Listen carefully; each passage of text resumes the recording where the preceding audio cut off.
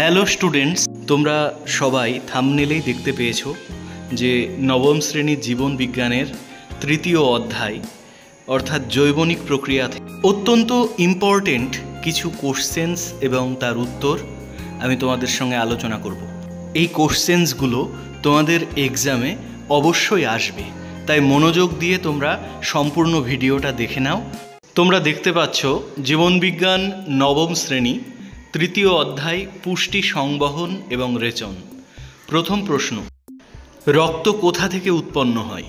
উত্তর হবে ভ্রূণজ মেসোডার্ম থেকে। 2 নম্বর, কোন প্রাণীর মুক্ত সংবহন তন্ত্র দেখা যায়?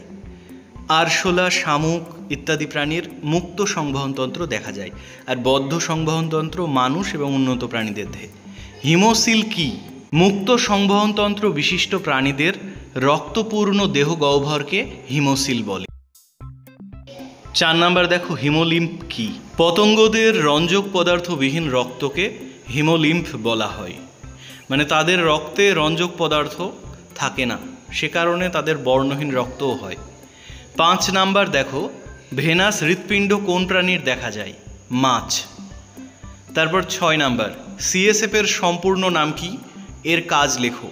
সিএসএফ এর পুরো নাম হলো সেরিব্রোস্পাইনাল ফ্লুইড এবং এর কাজ হলো যান্ত্রিক বাফার রূপে কাজ করে মস্তিষ্ককে বাইরের যে আঘাত সেখান থেকে রক্ষা করে এবং মস্তিষ্কের কলাকোষে পুষ্টি পদার্থ পৌঁছে দেয়। বোঝা গেল? তারপর 7 নাম্বার দেখো, রক্তরসে উপস্থিত প্রোটিনবিহীন নাইট্রোজেন যৌগের নাম লেখো। ইউরিয়া, ইউরিক অ্যাসিড এগুলো প্রোটিনহীন। তারপর এবিও পদ্ধতির উদ্ভাবককে, মানে কে এবিও পদ্ধতির উদ্ভাবনা করেন? বিজ্ঞানী কার্ল ল্যান্ডস্টেইনার।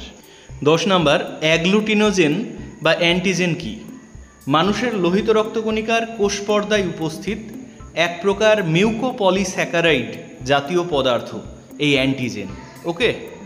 11 নম্বর দেখো, কোন রক্তর গ্রুপকে সার্বজনীন দাতা বলা হয়? সর্বজনীন দাতা ও শ্রেণীর রক্তের গ্রুপকে। বোঝা গেল? তারপর দেখো 12 নম্বর কোশ্চেন, কোন রক্তের গ্রুপকে সর্বজনীন গ্রহিতা বলে? মানে কোন রক্তের গ্রুপ সব শ্রেণীর রক্তই নিতে পারবে? এবি শ্রেণীকে। তারপর রক্ততঞ্চনে সাহায্যকারী ভিটামিনটির নাম কি? ভিটামিন কে রক্ততঞ্চনে সাহায্য করে। রক্ততঞ্চনে সাহায্যকারী খনিজ মৌলটির নাম কি? ক্যালসিয়াম। তারপর 15 নাম্বার, দুটি প্রাকৃতিক অ্যান্টিকোয়াগুলেন্ট এর নাম লেখো। অ্যান্টিকোয়াগুলেন্ট মানে হলো তঞ্চন রোধক পদার্থ, মানে যেগুলো রক্ততঞ্চনে বাধা দেয়, হেপারিন ও হিরুডিন। তারপর 16 নাম্বার দেখো, একই রকম দুটি কৃত্রিম অ্যান্টিকোয়াগুলেন্ট, তার নাম হলো সোডিয়াম সাইট্রেট, সোডিয়াম অক্সালেট। তারপর ইথিলিন ডাইঅ্যামাইন টেট্রাঅ্যাসিটিক অ্যাসিড, ইডিটিএ। তারপর দেখো, কোন অমেরুদণ্ডী প্রাণীর বদ্ধ সংবহন তন্ত্র দেখা যায়? মানে উন্নত প্রাণীর তো, মানে মেরুদণ্ডী প্রাণীদের তো থাকেই বদ্ধ রক্ত সংবহন তন্ত্র, কিন্তু কিছু কিছু অমেরুদণ্ডী প্রাণীরও থাকে, যেমন কেঁচো, জোঁক। 18 নাম্বার, মানুষের শিরার মধ্যস্তরের পেশির নাম কি? Tunica media. কোন রক্তবাহে কপাটিকা থাকে? শিরাতে অর্ধচন্দ্রাকার কপাটিকা থাকে, এটা তোমরা জানো। তারপর 20 নাম্বার, সুষুম্নাকাণ্ডের গহ্বরের অবস্থিত তরলটির নাম কি? এটা একটু আগেই পড়লাম, সেরিব্রোস্পাইনাল ফ্লুইড বা সিএসএফ। রক্তের দুটি অজৈব উপাদান সোডিয়াম এবং পটাশিয়াম। ওকে। রক্তের উপাদানগুলো তোমরা ভালো করে পড়বে, ওখান থেকে কোশ্চেন থাকবে। তারপর দেখো 22 নাম্বার, রক্তের দুটি জৈব উপাদান গ্লুকোজ এবং অ্যালবুমিন, জৈব উপাদান। তারপর 23 নাম্বার কোশ্চেন, শ্বাসবায়ু পরিবহনকারী রক্তকণিকা কোনটি? মানে অক্সিজেন পৌঁছে দেয়, লোহিত রক্তকণিকা। বৃহত্তম রক্তকোষ কোনটি? মনোসাইট, এটা হচ্ছে শ্বেত রক্তকণিকায় থাকে। তারপর পারপিউরা কি? রক্তে অনুচক্রিকার সংখ্যা স্বাভাবিকের থেকে কমে গেলে তাকে পারপিউরা রোগ বলা হয়। ওকে। 26এরটা দেখো, রক্ততঞ্চনে সাহায্যকারী প্লাজমা প্রোটিনটির নাম কি? উত্তর কি হবে? ফাইব্রিনোজেন। 27 নাম্বার কোশ্চেন দেখো, ব্লাড ব্যাংকে ব্যবহৃত দুটি কৃত্রিম অ্যান্টিকোয়াগুলেন্টের নাম লেখো। সোডিয়াম অক্সালেট এবং সোডিয়াম সাইট্রেট, একটু আগে বল। রক্তের দুটি ফ্যাটের নাম লেখো। রক্তে কোলেস্টেরল এবং ট্রাইগ্লিসারাইড থাকে। তোমরা জানো সবাই।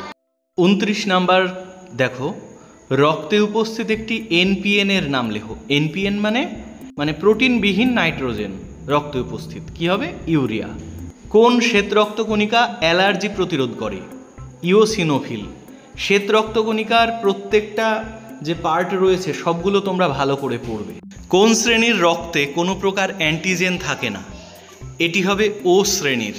কোন শ্রেণীর রক্তে কোনো অ্যান্টিবডি থাকে না? এবি শ্রেণীর। তারপর মানুষের হৃৎপিণ্ড কোথায় অবস্থিত? বক্ষ গহ্বরে দুটি ফুসফুসের মাঝখানে, দেহ মধ্যরেখার সামান্য বাঁ দিকে ঘেঁষে আমাদের হৃৎপিণ্ড অবস্থিত। বোঝা গেল?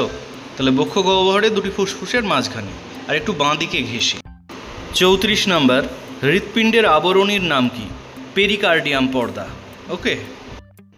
35 নাম্বার কোশ্চেন, হৃৎপিণ্ডের প্রাচীরের 3টি স্তরের নাম কি? এটা মুখস্থ রেখো, এপিকার্ডিয়াম, মায়োকার্ডিয়াম এবং অ্যান্ড্রোকার্ডিয়াম। মানুষের হৃৎপিণ্ডকে ঘর্ষণজনিত আঘাত থেকে রক্ষা করে কোন রস? পেরিকার্ডিয়াল ফ্লুইড বা পেরিকার্ডিয়াল রস, সেটা হৃৎপিণ্ডকে ঘর্ষণজনিত আঘাত থেকে রক্ষা করে। 37 নাম্বার দেখো, হৃৎপিণ্ডের স্বাভাবিক পেসমেকারের নাম কি? এসএ নোড বা সাইনো অ্যাট্রিয়াল নোড। এসএ নোডের স্পন্দন হার কত? এটা মিনিটে 72 বার। পরবর্তী প্রশ্ন, রিজার্ভ পেসমেকার বা সংরক্ষিত ছন্দ নিয়ামক কাকে বলে? এভি নোডকে। তাহলে এসএ নোড হচ্ছে প্রাকৃতিক। 40 নাম্বার, বাম অলিন্দ বাম নিলয়ের সংযোগস্থলে কোন কপাটিকা থাকে? মাথায় রাখবে, বাম অলিন্দ বাম নিলয় দ্বিপত্রক কপাটিকা এবং ডান অলিন্দ ডান নিলয় ত্রিপত্রক কপাটিকা। ওকে, তাহলে ডান অলিন্দ ডান নিলয় ত্রিপত্রক কপাটিকা মানে 3, আর বাম অলিন্দ বাম নিলয় 2 দ্বিপত্রক কপাটিকা। 41 নাম্বার, হৃদস্পন্দন কোন ধমনীতে মাপা হয়? ব্রাকিয়াল ধমনীতে হৃদস্পন্দন মাপা হয়। 42 নাম্বার, রক্তচাপ পরিমাপ করার যন্ত্রের নাম কি? স্ফিগমোম্যানোমিটার যন্ত্রের সাহায্যে রক্তচাপ মাপা হয়। এইবার রেচন থেকে প্রশ্ন। 43 নাম্বার, রজন কোথায় কোথায় পাওয়া যায়? পাইন গাছের রজননালী এবং শাল গাছের ত্বক। একটি ভোজ্য রজনের নাম লেখো। হিং, মানে যেটি খাওয়া যায় এরকম রজন। তারপর তরুক্ষীর কোথায় পাওয়া যায়? বট, রবার, পেঁপে। 46 নাম্বার দেখো, পেঁপের তরুক্ষীরের কোন উপাদানটি প্রোটিন পরিপাকে সহায়তা করে? আমরা পরিপাক চ্যাপ্টারে এটা পড়েছি, সেটি হলো প্যাপাইন। প্যাপাইন প্রোটিন পরিপাকে সহায়তা করে। চোখের চিকিৎসায় ব্যবহৃত উপক্ষার কোনটি? অ্যাট্রোপিন। অ্যাট্রোপিন বেলেডোনা গাছ থেকে পাওয়া যায়। তোমরা উপক্ষারগুলো খুব ভালো করে পড়বে, সেগুলো কোন গাছ থেকে পাওয়া যায় এবং কি কাজে লাগে। তারপর দেখো, ডাটুরিন কোথায় পাওয়া যায়? ধুতুরা গাছের ফল এবং পাতায়।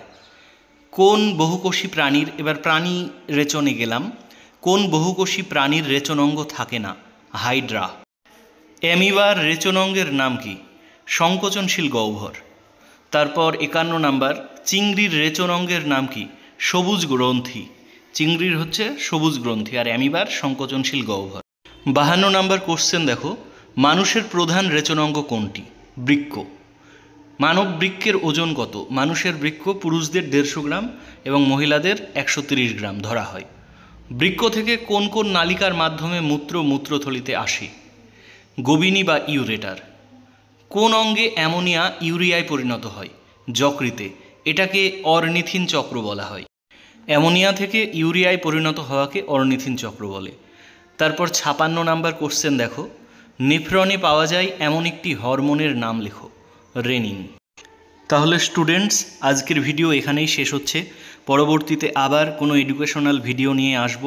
আমাদের চ্যানেলে নতুন এসে থাকলে অবশ্যই চ্যানেলটি সাবস্ক্রাইব করে দিও। আর ভিডিওটি তোমাদের কোনো কাজে লাগলে অবশ্যই লাইক, কমেন্ট এবং বন্ধুদের সঙ্গে শেয়ার করতে ভুলো না।